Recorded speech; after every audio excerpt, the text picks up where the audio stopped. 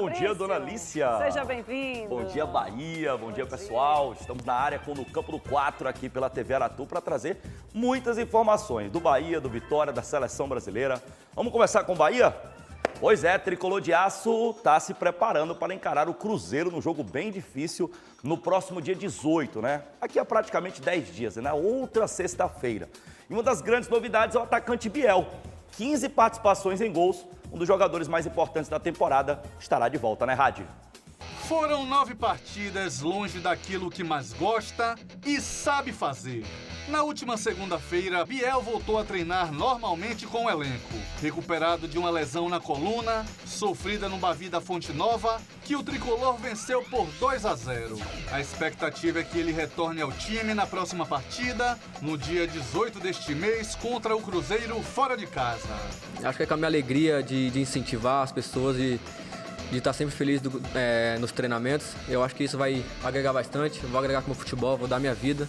Vou correr bastante como eu sempre fiz e eu espero voltar da melhor forma possível para poder ajudar o Bahia a chegar no topo.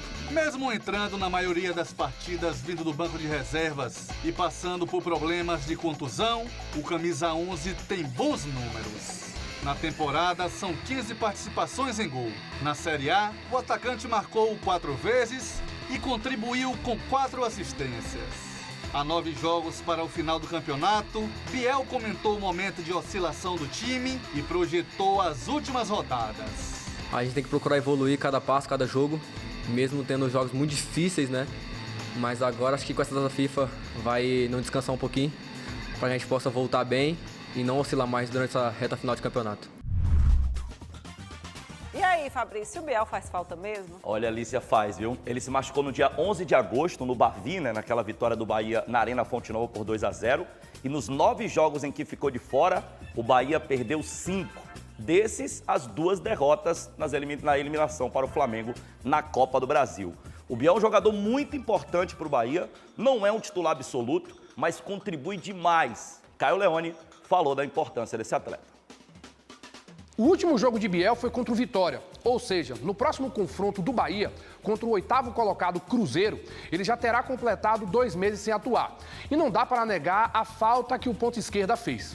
Utilizado como uma arma ofensiva no segundo tempo das partidas para gerar volume ofensivo no Bahia, que demonstrou nas últimas atuações uma lentidão nos contra-ataques, Biel é um ótimo reforço para o restante da temporada. O número 11 tem 15 participações em gols no ano. No Brasileiro, 4 gols e 4 assistências. Pela sua versatilidade, pode substituir Cauli, pela característica de movimentação entre a primeira e a segunda linha de marcação, além de potencializar jogadores como Lúcio Rodrigues, Everaldo e Tassiano, pela sua competência em gerar tabelas, além do confronto mano a mano que o esquadrão tanto sentiu falta no último jogo.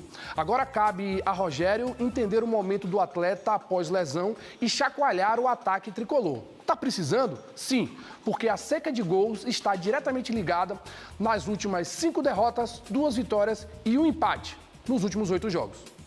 Pois é, eu já quero saber, viu? Já voltaria, Fabrício, com ele no time titular? Rapaz, é um dilema interessante, viu, Lícia? Porque o Biel é um jogador muito importante, né? Por muitas vezes foi titular desse time do Bahia, mas por muitas vezes também vinha do banco para mudar a história dos jogos. Então, acho que o Rogério tá com isso na cabeça, o torcedor pede mudanças já no time titular, mas possivelmente, até pelo tempo que ele estava de fora, será um jogador que vai começar no banco e ao longo da partida será utilizado e tomara que ele faça aquele futebol que o torcedor está acostumado e que faz o Biel ser um atleta tão querido junto à nação tricolor. A gente vai para a tela aqui, Lícia, porque a gente tem uns jogadores que estão suspensos, né?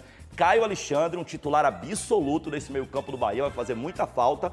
A grande novidade estará na próxima tela, porque o Depena também está suspenso, mas esse é um reserva. A novidade em relação ao Caio Alexandre é esse atleta aqui, Acevedo. 10 meses sem atuar, ele teve uma lesão de LCA, uma das mais graves do futebol, né?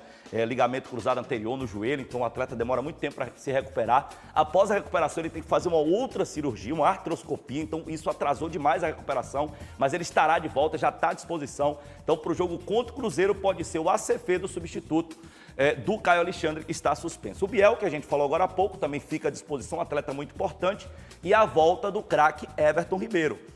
cumpriu suspensão na partida contra o Flamengo, mas estará de volta contra o Cruzeiro, atleta muito importante que volta imediatamente para o time titular.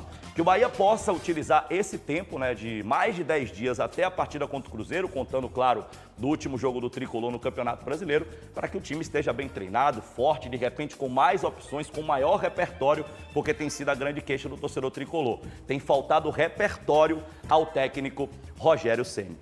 E no Vitória, hein? Departamento médico está sendo esvaziado, mas ainda tem atleta voltando, não é isso, Rodolfo Raggi?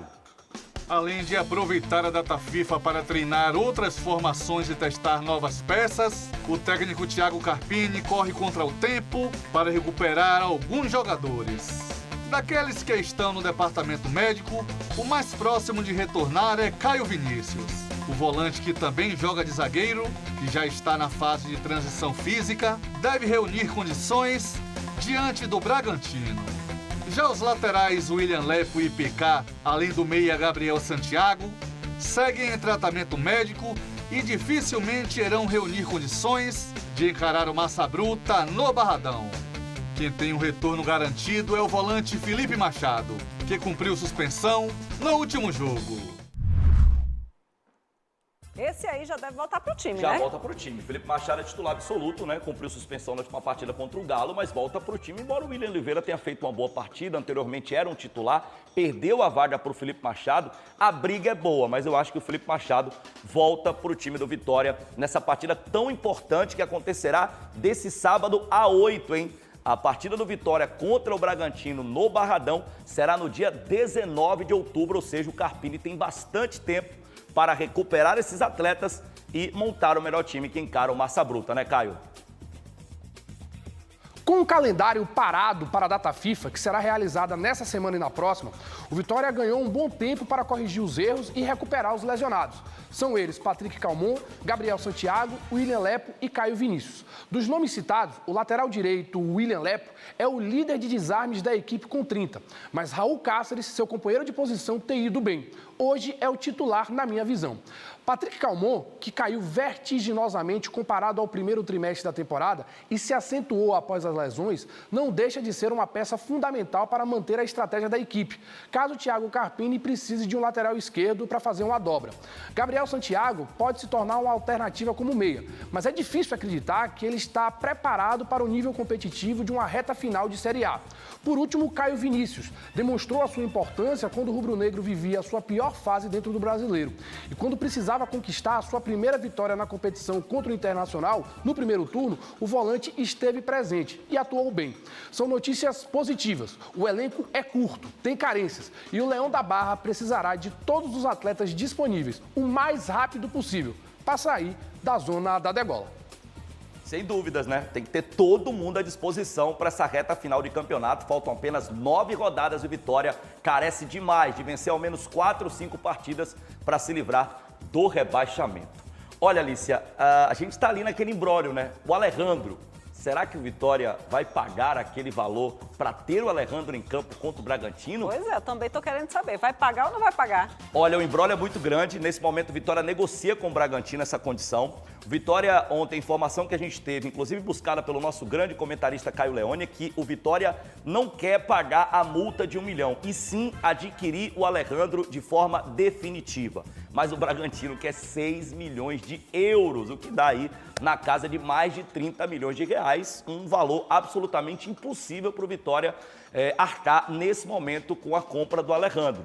Então a multa seria mais acessível, 1 milhão de reais. Porém, é para um jogo só. Então, o Vitória está, nesse momento, nos bastidores, tentando equacionar essa situação para ter o seu artilheiro em campo. O Alejandro, a gente trouxe ontem os números, né? São 20 participações em gols na temporada. No Campeonato Brasileiro, são 11 participações em gols. É o artilheiro do time na temporada com 13 gols. É o artilheiro do time no Campeonato Brasileiro com 7 gols. Talvez o mais importante do time em números, junto com o Mateuzinho. Então, talvez um esforço seja importante para ter o Alejandro em campo contra o Bragantino. Só para trazer um parâmetro de valores, se o Vitória cair para a segunda divisão, a perda financeira é na casa de 70 a 80 milhões.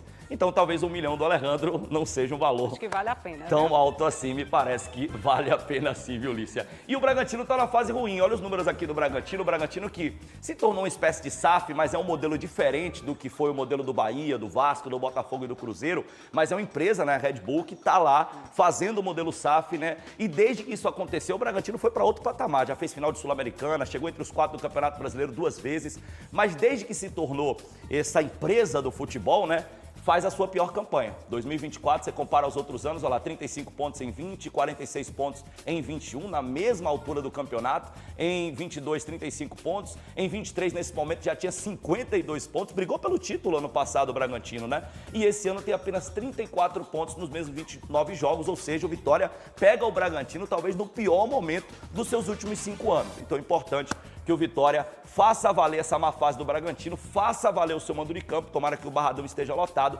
para vencer o Massa Bruta, chegar aos 32 pontos, encostar no próprio Bragantino, que tem 34, Vitória, quem sabe até sairia da zona caso vencesse o Bragantino, esse jogo que acontece no próximo dia 19 de outubro no Barradão. Seleção brasileira, seleção se apresentou, né, no início dessa semana, a gente trouxe imagens ontem, mais imagens aí, o Hendrick, né, jogadores da seleção que se apresentaram para os jogos contra Chile e Peru. Partida contra o Chile já será amanhã, hein, 9 da noite no Estádio Nacional, lá em Santiago, capital chilena, jogo importantíssimo, aí o Brasil é 5º colocado com 10 pontos conquistados, a equipe do Chile está na penúltima colocação, então o Brasil está muito pressionado para vencer esse jogo. Quem também está muito pressionado é o técnico da seleção brasileira, Dorival Júnior. Ele falou sobre esses 2 compromissos da seleção nas eliminatórias, né, Dorival? Primeiro serão 2 jogos fundamentais, importantíssimos. Precisamos e muito, né, de resultados, pelo momento, pela situação, pela posição na tabela. Espero que estejamos muito bem preparados, façamos aí 2 jogos em muito bom nível, tudo que nós esperamos que aconteça, e vamos buscar esses 2 resultados aí, respeitando muito os nossos adversários, mas entendendo que nós precisamos acelerar o nosso processo, até porque o nosso momento é um momento que ele tem a necessidade de uma melhora rápida, e espero que venha acontecer desses 2 jogos iniciais. Bom, o Brasil tem desfalques importantes, né? Não terá o goleiro Alisson, se machucou lá no Liverpool. O Ederson deve ser titular, até deu entrevista coletiva ontem. Não terá o zagueiro Éder Militão, né? E aí o Beraldo acabou sendo chamado ali, porque o Bremer acabou também sendo saindo, né, dessa convocação por conta de lesão. E o mesmo acontece com o Vinícius Júnior, hein? Nosso principal jogador, que está concorrendo aí a ser o melhor jogador do mundo na temporada, ele fica de fora dessa partida contra o Chile, ou seja, o Dorival vai ter que lidar com esses desfalques contra Chile e Peru, sequência da seleção brasileira nas eliminatórias para a Copa do Mundo de 2026. Lembrando que essa Copa terá 3 sedes, Estados Unidos, México e Canadá. Eu volto amanhã, Lícia. Sempre um prazer, viu? Tamo junto. Obrigada. Valeu, gente. Até amanhã.